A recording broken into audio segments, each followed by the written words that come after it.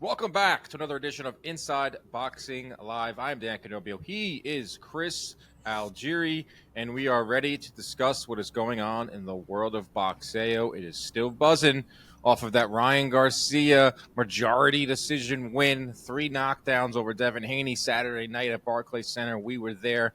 We're still going to talk about that a little bit and figure out some things, what's next for each guy and all that good stuff. We have a card on August 3rd with Terence Crawford and Israel Madrimov that is just getting better by the second. We'll get into that as well, plus some weekend stuff. And Amanda Serrano is fighting Katie Taylor again. So this is like fight season, Chris. We said it. Fight season is here. We're in the middle of it. It's beautiful. I want to make love to it.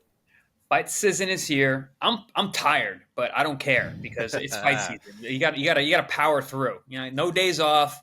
You know, we were in Brooklyn this past weekend. Friday we were at the weigh-in. Saturday we were at the fight. We did a live show afterwards. Sunday my nephew fights in the finals for the Ring Masters. He wins, and then back to talking boxing. Monday, Bro, we are. I'm glad you said that. I'm glad you said that because this podcast obviously is brought to you by ppv.com. It is the premier place to order pay-per-views. It is the only place to order pay-per-views, in my opinion. We were in that live chat on Saturday night from the Barclays Center with Jim Lampley. We were with you all week long, bringing unbelievable content. And listen, I'm gonna go ahead and pat myself on the back. I'm gonna go ahead and toot my horn, as they said.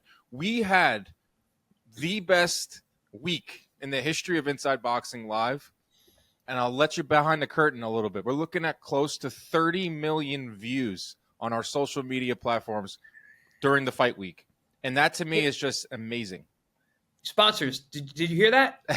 How many views, Dan? 30 million views. One more time for the guys in the back. 15 times 2. 30 Woo! million views. I thank you, everyone that followed along. Thank you, everyone that's now finding our podcast, who's finding our social media. It's not going to stop because we're headed to Canelo versus Munguia. That is the next big fight that you can watch on ppv.com. Stream it to your phone, your tablet, any device. No subscriptions, live chat. Very clear stream. It's awesome.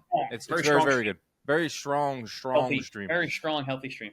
Yeah, so it was an awesome fight week. Yeah, I am a little exhausted. I took a little nap right before this podcast, not going to lie. Got some business this morning done, some meetings out of the way, and now here we are. And we're still talking about this fight, man, because that's all anyone still wants to talk about.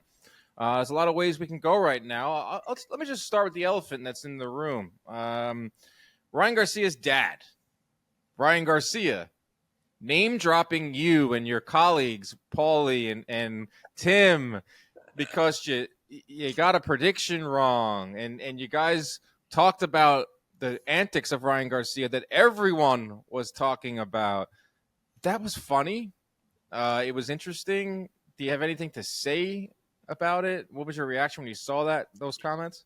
Well, it's certain. I mean, I think we got texted about it like during the show, like as a press conference. We were doing our live show afterwards, and people and like, oh, they just called out Chris. I'm like, I think it's hilarious. For one, you're so he goes, Paulie Malignaggi, Tim Bradley, Chris Algieri, Steve Kim, Mario Lopez, whatever they said, and I'm just like, that's a who's who of fuck yous. I'll take that. That's a good group of guys to be involved with. But yeah, no, I mean, listen, it is what it is. He's a fighter. I understand it. Guys often get sensitive about whatever gets said to a fight, and then afterwards, you're high on life. Like, I get it, man.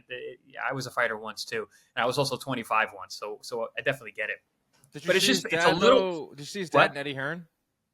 Yeah, I mean, funniest clip I've seen in years. That was so indicative of what this is all is. Like, it's just over exuberance and just losing control. Because as soon as Eddie came back in it, he immediately apologized and it was so funny. They're not bad people at all, right. And anything that you and I ever say about a fighter is never ill intent. It is what it is, man. And listen, not for nothing, everything that I said got a lot of fucking clicks. That's what Ryan's good at, and I did it. Now he gets mad. It's just funny to me that. That he's mad at me or mad at us for saying things that got a lot of views and went viral, because that's really what he's been doing for a very long time. Yeah, the thing that went viral was the DQ prediction, which I didn't Yeah. think was that crazy, man. Yeah. We're talking like, we have revisionist history. I understand that's what the sport is all about. It's so funny how many people come at me like, "You're a fucking clown. You're an idiot." I'm like, dude, relax. You think I fucking care if I got a prediction wrong? First of all, I don't. Second of all, get out of my fucking DMs, you dork. Like, what is this? Yeah, there's a lot of people. I wouldn't say a lot, but there's a lot more Ryan Garcia fans than I thought were out there, because I couldn't really find a lot of Ryan Garcia fans before the fight. Yeah, all I could hear was a lot of the Ryan Garcia people that were worried. If you went back and watched the our people show, closest to him were worried, which is why, like, this in hindsight. So it's funny. You said it perfectly. Revisionist history. All these people. I knew Ryan was going to win. Like, yeah, where were you before? You were those are fans of Ryan. He does have fans, but I didn't hear from them too much. The Swifties, I call them. Those are the Swifties. They're all jumping into our comment section and posting pictures of Ryan Garcia. Like, I'm happy he won. If you went back and watched some of our videos in the lead up to this fight, you weren't going to find me saying that he should be fighting. You weren't going to find me saying that he shouldn't be fighting. I didn't comment on his mental health. I had no idea what his mental health was. Just today, he said that there's documentation of him saying, "Watch this. I'm about to lead everyone on a wild chase for the next 2 or 3 months to show you that I'm crazy." Do I believe that? Probably not. I think there was some manic episodes for him. But for everyone to act like, he wasn't showing signs of erratic behavior and maybe the fight should be called off, like, respected voices in boxing were saying those things. Okay, now in terms of inside of the ring, go back and watch our Fact or Fiction podcast. Go back and look at one of the prompts that I have, or go back and watch some of the things that I said. I said, am I crazy to think that Ryan Garcia can land something big on Devin Haney? And what did you say, Chris? No, you're not crazy, Dan, because Ryan Garcia is very talented, and Ryan Garcia has an ultimate eraser. And when you're that twitchy, you can land something. And I said, yeah, I agree. I think there's a lot of people talking about his behavior and not enough people talking about the fact that he can land something big on Devin Haney. So anyone out there that doesn't wants to dunk and do all that, that's fun. It's part of boxing, and it makes the world go round, and I've been enjoying it for the last couple of days. But don't act like, on this show, we were, just 100% against Ryan Garcia, because that's not the type of show we do, and that's not the type of show I've ever done in the last 5 or 6 years. It's also really funny how, like, even his dad was like, "Oh, well, I'm glad they lost." I'm like, we didn't lose. We don't lose. We're covering winner or loser. We don't have a favorite. We don't have a dog in the race, a horse in the race. It doesn't matter. I'm happy for Ryan. Right. We like that afterwards. Those guys. We like both those guys, but also I'm happy with the result because it was good for boxing. Because if there really was mental health issues and he really did went the way that it looked like it was going to, the way that he was setting up the social media wise, that would have been really bad for boxing. But this is way better. It actually became an excellent fight. They both fought their asses off. Haney, you got to tip your hat to him. He gritted it out, really showed how tough he is and how much he is really a fighter. And so did Ryan. So you got two warriors in there who actually made a good fight together, and it's much better for boxing the way that it turned out. Yeah, and I like that the fact afterwards on our show you said, "Listen, I'll eat crow.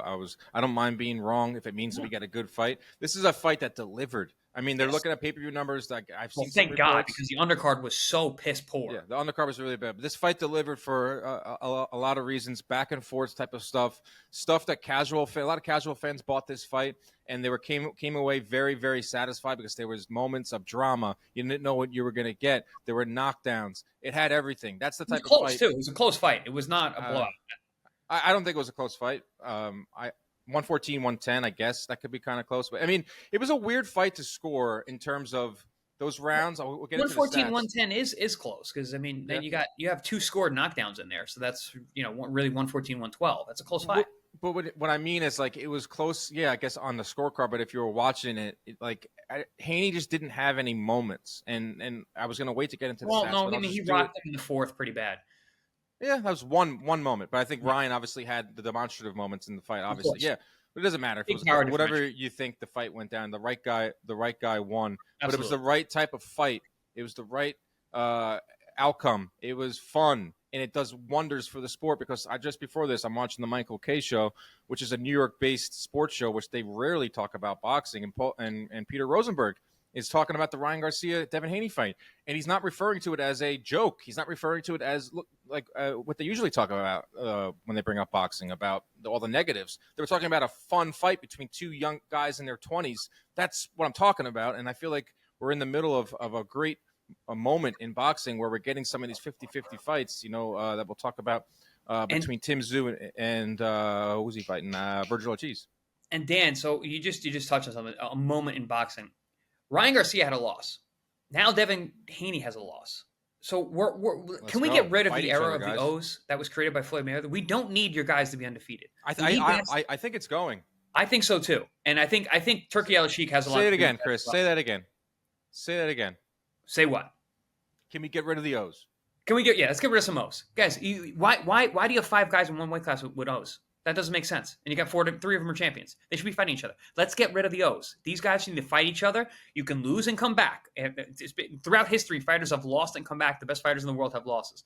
Floyd's really the only one who didn't. Rocky Marciano, but that's ages ago. I mean, the modern era, Andre Ward as well. But Andre also had a big gap in his career, a couple years off based on contract issues. But, listen, O's are great. But we'd rather have guys fight each other when they're in their primes. And I think that's a lot more important for the sport on the whole. I think Turki Al-Sheikh is helping with that. He's putting these fights together. You had mentioned the Vergil Ortiz and Tszyu fight, which is a very dangerous fight for both guys. They're putting a lot on the line. But Turki Al-Sheikh's gonna make those kind of fights happen because, listen, you're going to get paid for it. Good. I want fighters to get paid. I want them to fight each other. I want them to get paid what they're worth for these dangerous fights, and that's a very dangerous fight. And now, like I said, we got Devin Haney and Ryan Garcia both have a loss. And they're both excellent fighters, and they're both going to go do big things in their next fights, which is a nice segue into what we're going to talk about next, right? Dan? Yeah, but just to put a bow on what you were talking about, I couldn't agree more, and I think we're in the middle of a movement. The Turki Al-Sheikh is throwing crazy money, and that's a really good way to get these guys to fight each other because normally Tim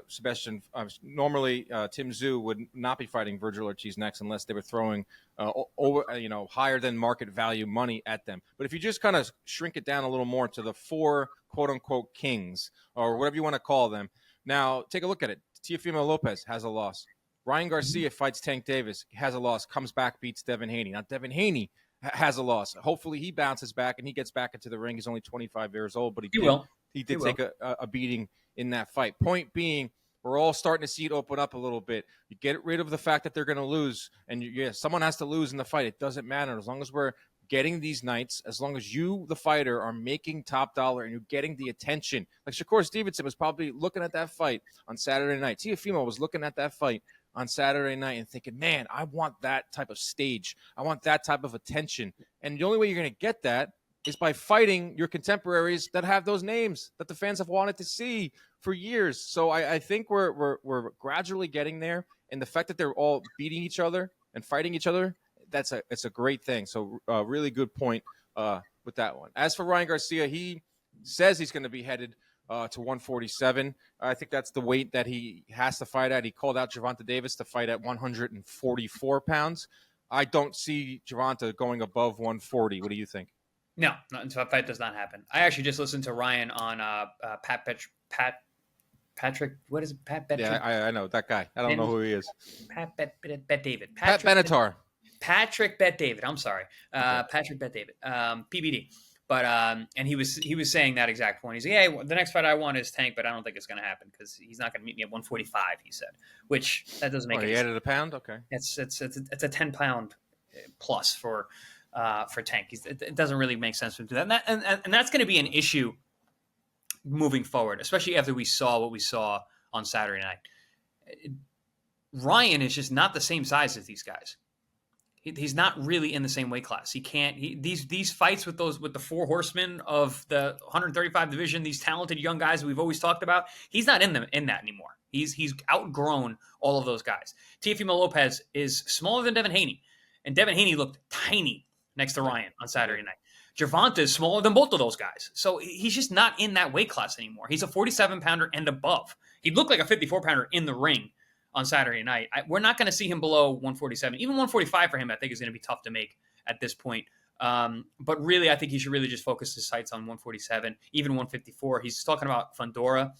That fight makes sense, too. When he said Fundora to me, I audibly, you can watch the video. It has 8 million views right now. I kind of giggled because it's like the last name I was thinking of. But honestly, the way he said he was 160 on fight night. The way he looked in there and how big he was. 163, 164. Right. The way he looked and how big he was, he looks huge. 154 is not out of the question. 147. And Fundora is open to the left hook. Yeah. And his chin is not great. and Ryan can really punch. And if he showed nothing else, he showed that. He's also showed that he likes to fight, and he wants tough challenges. He wants to get in there. The kid doesn't have to fight. He's got money. He can make money no matter what. But he's not going to stop now. I mean, come on. No, but I'm saying he's not doing it for the money. He doesn't have to. I mean, he says he is, but he doesn't have to. He can make money outside the ring. But he's not going to make the money he could make in the ring. No, but in one night, he should fight for like 5 more years. He's 25. Fight to you're 30. It's crazy because I didn't think he's going to be long for the sport. But it's amazing what one night can do to you. It's a sport where you're judged off of one night, and for one night, Ryan Garcia revitalized his career. I don't know what's next for him because I just don't know the weight yet. But if it's 147 to 154, and if he stays with Golden Boy and under that DAZN banner, I mean, you could fight a Vergil Ortiz. You could fight like anyone at this point. Anything is open because the Saudis are coming to the U.S. They're working with PBC. They're working with everybody. So that's a huge development. The sky's the limit now for any type of fight in boxing. It's crazy to say that. Golden Boy doesn't really have the connection with Saudi. They can. What's stopping them? I don't know about that. But also, Ryan doesn't need it. Ryan doesn't need the Saudis. He makes money anyway.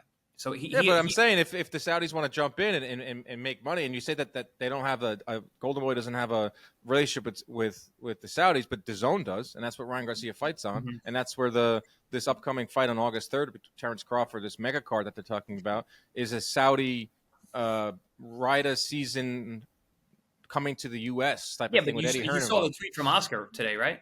Well, what did he say? Oh yeah, okay. So we got breaking news, Dan. I'm learning you today. I love this. So Oscar De La Hoya tweeted about no one's going to come into my country, and especially into my town, and put on a show, around me. So I don't know if he's talking about Eddie, if he's talking about Turkey Al Sheikh, or if he's talking about both, or he's talking connected. You know how Oscar does. But come on, what are you talking about? So does he mean that like he doesn't want them to put on this card August 3rd? Like Vergil Ortiz that's kind of troubling because Vergil Ortiz is his fighter. And he's rumored to be fighting Tszyu on this Saudi card, but the fans are going nuts over this card. Let me read the exact tweet since we are a boxing media podcast. That's right. Nobody is coming to my country and or city and think they can take over boxing. I am a fighter first, and I will fight hard for what I love most, and that's boxing. Viva. Well, I love Oscar, but like, why would you alienate the Saudi guy? He's bringing together promoters. He's bringing fights now to the States, which was the biggest criticism, is that all these fights are going to go to Saudi. Work with him. Like, you're not going to overpower him, number one. And number two, this is a fight card that everyone in boxing is excited about. All the fans are excited about. It's just Oscar. I understand. I love him to death. But, man, he says some strange things sometimes. Let's talk about Devin Haney. Quickly, I feel like a lot of the attention has been on Ryan Garcia. From a fighter's standpoint, that type of beating that Devin took, first round to the 12th round, it looks like a broken jaw. I think he said nothing was broken, but damn near looked like a broken jaw. 25 years old, that's a beatdown that he took. How long will it take him to bounce back, and do you have any hesitations about him bouncing back? No, I mean, he's young enough, and my colleague Paul Malignaggi had a great line yesterday. He said, I was 25 when I fought Cotto, and I took a hellacious beating in that fight and broke my jaw and orbital and took a lot of punches and got hurt and got cut and all these different things. I'm not saying that Haney broke his jaw, by the way. He reported he did not. But he said, and he came back and became a world champion. So Haney has a road to recovery. He's just got to get his get healthy first, obviously, taking care of his mind and his brain health and recovering properly. Rest, don't get back in the gym too early. And then after that, it's just getting your psychology back, getting your psyche back, getting your confidence back. So it'll be a road. It's a road back. Every loss is tough. But beatings are a lot worse, and you never know. PTSD is a real thing in fighters. Like that can come back to you, especially when you've had a really rough night, and you've taken a lot of damage. Yeah, because Devin's never been in that situation before. No. And so, listen, but is there a path to recovery? Absolutely. Absolutely. Yeah. And I think the way that they have maneuvered his career, they'll be smart about his recovery. And that's it, man. He's got a load of money to sit on and play with as he gets better. And then it's back to the drawing board, back to work. Yeah, it's interesting because, we always talked about Devin Haney being the most disciplined fighter, having a great game plan inside and outside the ring, how his dad has masterfully Maneuvered crafted his career. And that was not the case for this fight. That was not the case inside of the ring. It was not the case outside of the ring, allowing Ryan Garcia to come in at that weight, no rehydration clause. And then he gets inside of the ring, and for the first 4 rounds was jabbing. I mean, he obviously got clocked in the first round. Landed 26 jabs in the first 4 rounds. And then he completely abandoned it, landed in only 18 over the final 8 rounds. I didn't like what I saw from him inside of the ring. We talked about this on the post-fight show.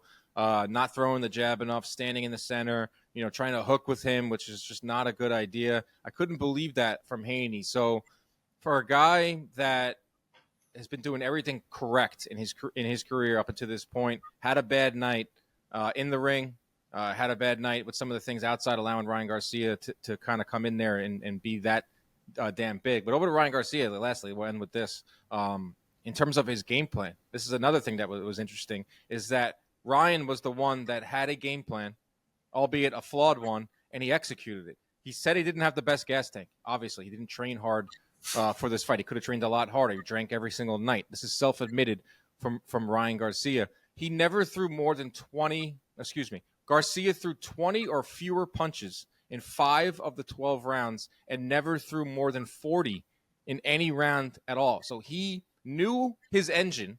He didn't go over it. He took those middle rounds off, and then in rounds 10 through 12, poured it on by outlanding Haney 37-18.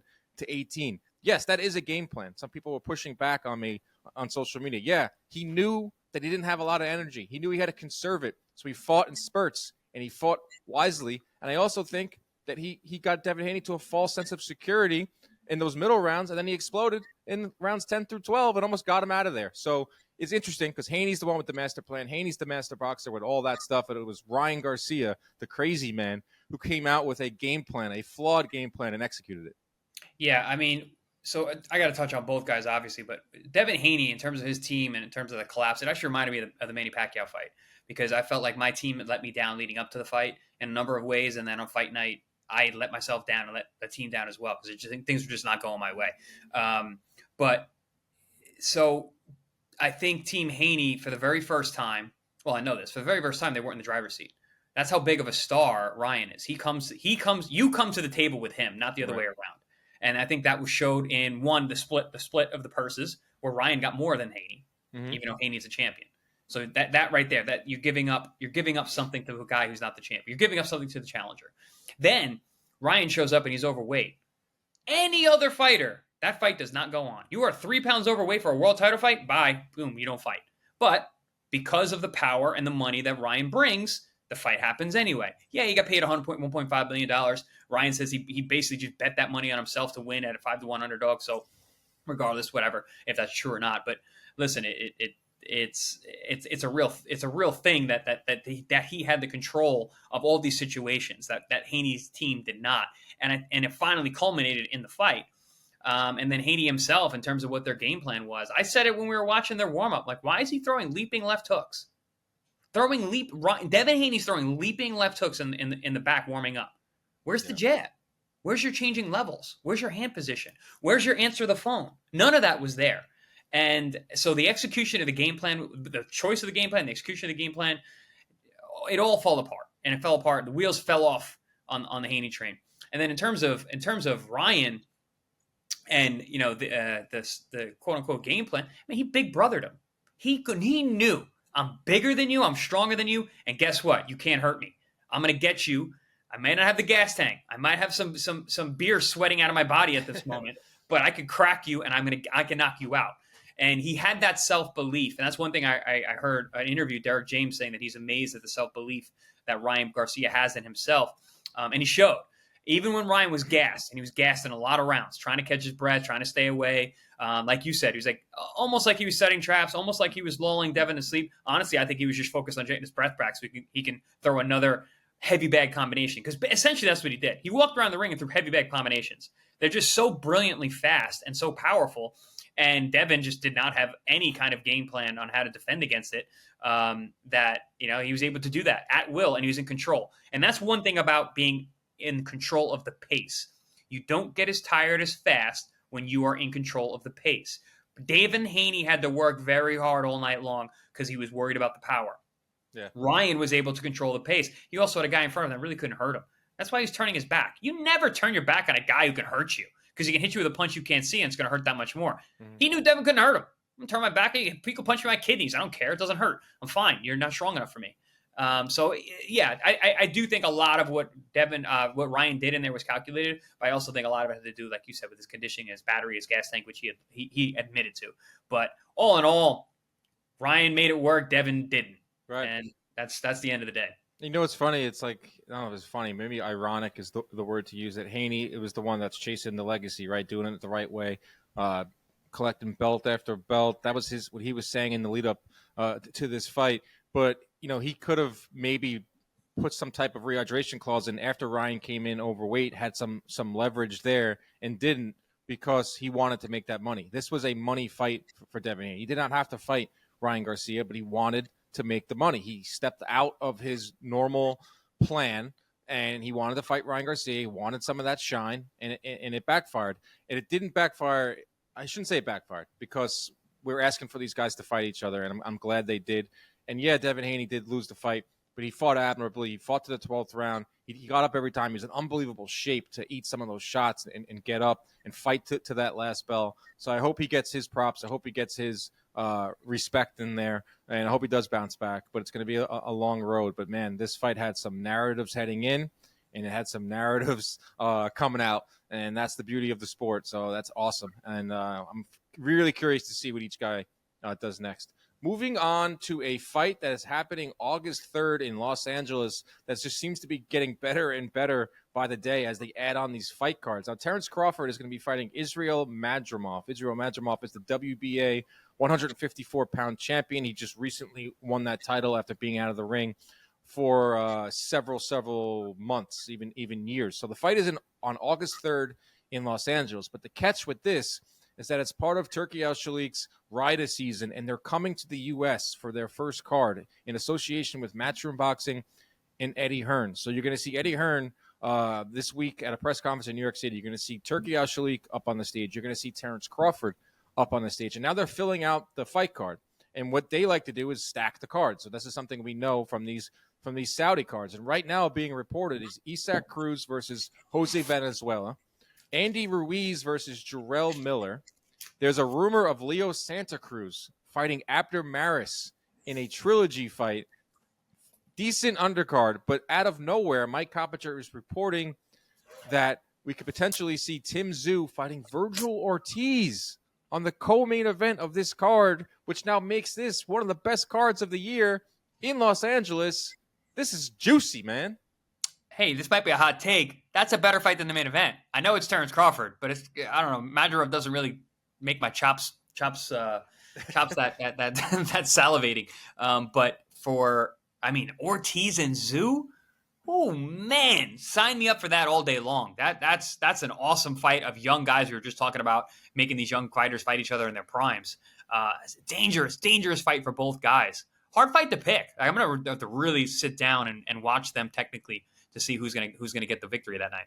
Yeah, it's not finalized because Vergil Ortiz is fighting this weekend. He's going to beat Thomas Delorme. And also his manager just replied to one of my tweets. Rick Mirahan said, this is a real report. He's got to get through Delorme, but it's something that we are discussing. And it's something that when Vergil Ortiz came back and he got into the ring in January and he had that quick win, that quick stoppage, and he got in there and he called out Tszyu, and then Tszyu responded on Twitter and said, I would love to fight you one day. And I remember we talked about it, and we were like, oh, man, that's a throwback fight. But, we'll never get it because Tszyu is with PBC, and Vergil Ortiz is with DAZN, and Vergil Ortiz is working his way back up, and Tszyu is trying to build his name. We were kind of conditioned as fight fans to what we've seen over the last 5-7 years. But now all bets are off. Like Turki Al-Shalik is now working with the PBC. There was pictures with Louis DeCubas and Turki Al-Shalik over the weekend. He's working with everyone. And not only that, he's bringing it to the States.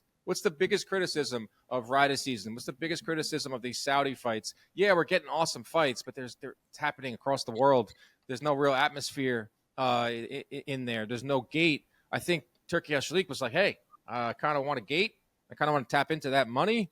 I kind of want to make these big fights happen. This guy's the man. He is Time Person of the Year. Crown this guy because he's now bringing the fights to.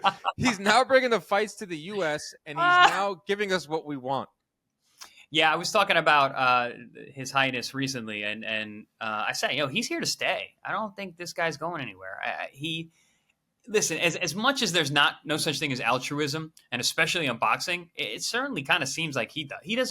He doesn't care about the money. He doesn't care what it costs. He likes fighters. He likes the culture. He respects fighters. He especially likes the big fighters, the heavyweights in terms of size. I mean, he's putting these fights together because he wants to see them. Like it's. I mean, call it altruism or call it being selfish, but he wants to see good fights and he can make them happen. So why not? And we're all going to benefit from it, the fighters included. So I am all for everything that Turki Al-Sheikh is doing for the sport, for the fighters themselves, and the fact that he's coming over here, man, that's just he just silenced all the criticisms that I had for what this was, but also at the same time I didn't care because I can watch it on my phone, I can watch it anywhere. So yeah, he also said he wants to bring like Fury. If Fury fights Joshua, he has no problem doing it in Wembley. As long as it's like a Riyadh season, signs everywhere. Like you're going to beat you over the head with that, but I'll gladly take that. Tim Tszyu just tweeted, only want the biggest and badass fights for the fans. Love Good that. I honestly feel like we are in a little bit of a moment right now in boxing where we're getting these fights we never thought. A lot of things are happening behind the scenes in order for them to happen. If you have a guy with deep pockets who loves boxing, yeah, he does love the heavyweights, Chris, but he's made it be known. Branched out. He's branching out. He says he wants to. That was really my criticism. It wasn't so much that they were far away because I didn't really care. Like, wasn't going to go to Riyadh, but also I don't want to go down the block to watch a fight. I'd rather watch it on my couch. But irregardless, yeah, I love heavyweights too, and we need a strong heavyweight division to have a strong and healthy sport, and that's been happening as of late. But man, there's so many great fighters below there, and the smaller fighters don't make the money the heavyweights do, and they deserve it. So the fact that he is branching out of the heavyweight division and now getting these smaller guys paid is very, very cool. Yeah, like when I say smaller guys, I think of like Superflies. Like he wants to now invest into 135, 140. Like he's talking about having Gervonta Davis come to Saudi or Gervonta Davis get some of that back. He's talking about Ryan Garcia. He's talking about Devin Haney. He's talking about those types of names, not like the tiny guys like the Superflies that usually don't get any attention. He's now going down into other weight classes, into 154, now with Crawford at 140, 154, and also looking at some of the glamour division right now, which is 140 and 135. But how about Crawford? Like we kind of skipped over Crawford fighting Madrimov. I know you said Madrimov isn't like anything that the fans don't even know who he is, but this fight now is potentially for 2 titles at 154 pounds. Madrimov is the WBA world champion, and the WBO title is vacant because Fundora is out until December with the broken nose, according to Samson Lukowicz, and also with the Crawford clause in the WBO is that he can jump up to 154 and fight for a full world title.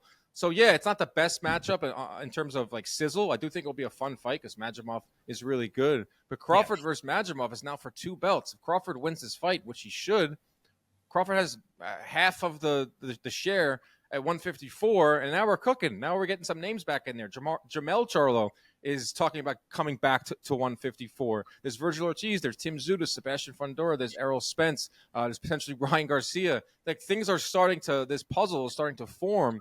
But Crawford and Madrimov is interesting to me because Crawford could walk away with 2 belts at 154. Yeah, and a 4th weight class, and it's not out of the question. It's actually probably going to happen. I see a path for Terence Crawford to be undisputed in yet another weight class. He picks up 2 belts here in this fight. Fundora comes out in November. He can fight in November. You go right to Crawford. They can fight for the 3rd title. And then what are we missing? The Fundora would be like to figure out who the real champ is. WBO. Okay. No. I'm sorry, that's wrong. Fundora has the WBC. Yeah, exactly. Yeah, so there's another belt there. So that's WBO. That's WBC. And then what's the other one they have there? WBA. IBF. And WBA is the new guy. Madrimov. But yeah. Shit. What? Crawford could be another undisputed, and then he can get the Charlo fight at the end of that, defending his undisputed against the former undisputed. That's a history books right there. Yeah, I'm trying to see who the champ is at IBF champ at 154. Charlo is just the ring champ. Fundora's the WBC, WBO. Tszyu doesn't have a belt. Madrimov is WBA. Who the hell's the IBF champ? Yes, the Not Madrimov. no, the other guy with the M who just beat Jack Kolke. Oh, Melakuziev. Maruziev. Oh, jeez. Yeah, Sorry, guys. There's always got to be one. There's always got to be. Sorry for killing your name, buddy. But No offense to that guy, but all right, we'll figure that out. It can't be perfect because of all these belts. When you have 4 freaking organizations, you're gonna have. It's not gonna be perfect, but it's starting to form into something really nice. At Crawford can pull 2 of them in his next fight against Madrimov, which he should win, and then I think it would be very easy to make the Fundora fight.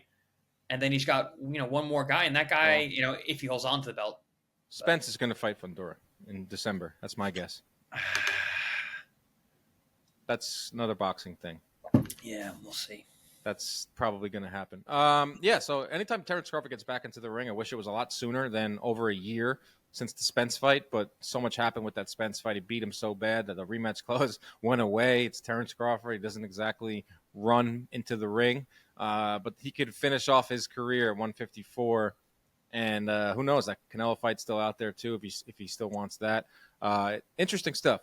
How about this, Chris? This kind of got glossed over. It kind of got lost in the news, but it's a very, very big deal. Amanda Serrano is fighting Katie Taylor in a rematch of their thriller from 2022. And guess what? It's on the Mike Tyson, Jake Paul undercard, meaning it's going to have an unbelievable amount of viewership because it's going to be streaming live and free on Netflix. Their first fight was one of the best women's fights I've ever seen, one of the best atmospheres I was ever a part of. I didn't wondered how they would top it, but oh my God, they are topping it at Jerry World with a record attendance, live on Netflix. I mean, this is such a great moment for Amanda Serrano and Katie Taylor. Great moment for women's boxing. It's a great moment for boxing in general. I'm just so happy that they're going to have the rematch because there was a while where I didn't think they were going to get the rematch, but man, this is a big, big deal.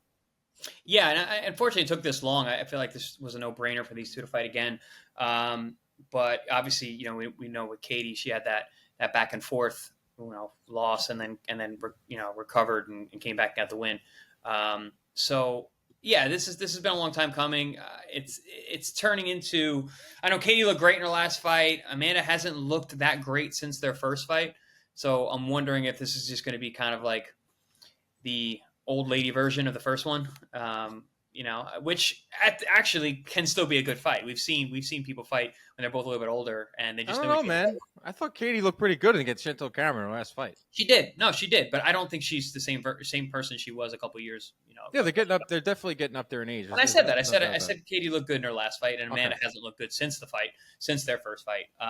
But it makes me think of like Gotti Ward. Like even though their third fight, they were both older and shop worn. It was one of the best of the three because they just know each other so well and they don't know how to make bad fights. I feel like that's going to be the case with Katie and Amanda. Like they're not going to make a bad fight. No. Hopefully they can get a rubber match out of this if they can. Depending on if Amanda can win this one back and they can go again. More any opportunity that these women have to make big money and got a lot of attention on them, I think is well deserved and long coming. Yeah, their first fight had record purses. This one is going to break all those types of purses, according to MVP, Jake Paul promotion that's putting this on. And good for them. Like we're wondering what the undercard is going to look like. Is it going to be? It could be anything. It could be a YouTuber fight. It could be a main fight. But to see Serrano and Taylor on the undercard of Paul and Tyson, it's huge. It's going to be 10 2-minute rounds. That's what Katie Taylor wanted. It's for all of Katie Taylor's lightweight belts. She still has all 4 of those belts at 135. She hasn't relinquished those. So Serrano will move back up to 135. Her last 3 fights were at 126. And then for Taylor, she's moving down from 140. Her last 2 fights were at 140 against Chantal Cameron. I do think it will be an exciting fight. I think these two just mesh well. Yes, they're at the end of their careers. There's no doubt about that. That's just a fact. But these two lay it on the line. Their first fight was unbelievable. I'm just happy that they're fighting. And it's going to be in front of a ton of eyeballs on Netflix and at Jerry World. So that's an awesome, awesome thing. As for this weekend, I'm heading down to Orlando to call MVP 6 over on DAZN, Most Valuable Promotions. They do some great stuff with these up-and-coming fighters. Yoenis Tellez is the main event. You might remember him. He had a huge knockout at the end of last year. He also beat Sergio Garcia he's on tough. the Spence Really Crawford card. He's an up-and-coming 154-pounder. So I'm excited to get out down to Orlando, get some sun, go in the pool a little bit, call some fights over on Golden Boy on the Zone. They have another fight card. Vergil Ortiz, who we just talked about, fighting Thomas Delorme, Jose Ramirez. So you're saying when we do our first show next week, you're going to be Lobster Dan? I'm making it a point. Guys, this guy does not tan. I'm telling you. Well, I live in New York. It's hard, man. It's 60 degrees today, and I'm stuck inside, working and getting stuff done. But I'm making it a point on this trip. They have an unbelievable pool. This resort is awesome. Caribe Royale in Orlando. They have this giant pool. Great. They have this waterfall that I've always wanted to go on. They have this slide that I always wanted to go down, but I'm always so busy. Like, I got all my prep work done. I'm going to spend Thursday. I'm actually going to take some time and go in the pool. I'm going to take some time and lather up my chest with SPF 70, and I'm going to lay out there. That thing that you call a chest? Come on, bro. What the hell? Jesus. Uncalled for. Sorry, I'm not chiseled from stone, okay? Hey, dude, I'm getting you on a workout plan. We talked about this. Yeah, Chris did send me a workout plan that is just it's a little intimidating. It's like 30 pages. I just need to know what to eat, when to work out, and so I can be absolutely. My goal is to be in pretty good shape for 4th of July, but then also just for September when hopefully Canelo Benavidez, we're at the pool and I post the picture and everyone's like, oh man, is Canelo on the juice? Is Canelo on that test? Yep. Is he on that, what's that cocktail? What's the cocktail the fighters take? I mean, clenbuterol. Yeah, give me some of that. I want people to think that. Yeah, Winstrol. Give me all of it, all straws. Give me all that shit that Sammy Sosa was on. Get you on HGH, Winstrol. Seriously though, like, can I take that stuff? Like, yeah, why wouldn't you? Oh, well, okay. Now let's talk. Like, I may come down to South Florida. Dude, I've been telling you for over a year to get on shit. Let me stay an extra couple days in Orlando. I'll extend my stay. I'll come down to South Florida. Not that you know where to get this stuff, but like. I know mess around. Biogenesis. Listen, if you're around gyms long enough, and especially down here, there's a big like beauty industry, like Botox and all that. They all got the drugs. You're good. Make me beautiful, Chris. I want to be just beautiful man. Get some skincare, get some tan, get some juice in you. You're fucking good. Get a freaking makeover. Be the most. This is weird, but I am going to start working out. And people are going to be shocked what they see. All right, everybody. Nice. Shocked. How's Pro Box going to look this weekend? Oh, we got a good fight. Ramon Cardenas is back. He looked phenomenal his last fight, breaking the jaw of Picasso, who was on like a 12-fight win streak. Right, Picasso. I remember that guy. Yeah, it was a good fight. It was a really good fight. And Cardenas is really, really good. He's one of the better guys we've had on our air. So he fights. Marcus Valle's got a big step-up fight in his first 10-rounder against Damian Sosa. It's a good. He's always fun to watch. So yeah, we got some good fights. I mean, as usual. Love it. Hope everyone enjoyed the show. I hope everyone enjoyed the fight last weekend. Hope everyone's enjoying what's about to come in this fight season that we're on. Next week, Canelo Alvarez versus Jaime Munguia, who we need to drum up some narratives with this fight because it's sneaking up on us. Naoya Inoue is fighting Luis Nery Monday after. I got a narrative. How about my Jaime Munguia might win? Love it, I got a weird feeling. We're gonna get into this as we get closer, but man, I got a really weird feeling. Yeah, we'll have another episode out Monday where we'll talk a lot about Canelo and Munguia. We'll have our in-ring breakdown. We'll have all that. I mean, damn, we're into another fight week, which is crazy. Everyone, protect yourselves at all times. Keep your hands up at all times. If you have a skincare routine, if you have HGH for me, send it in the DMs. We're out.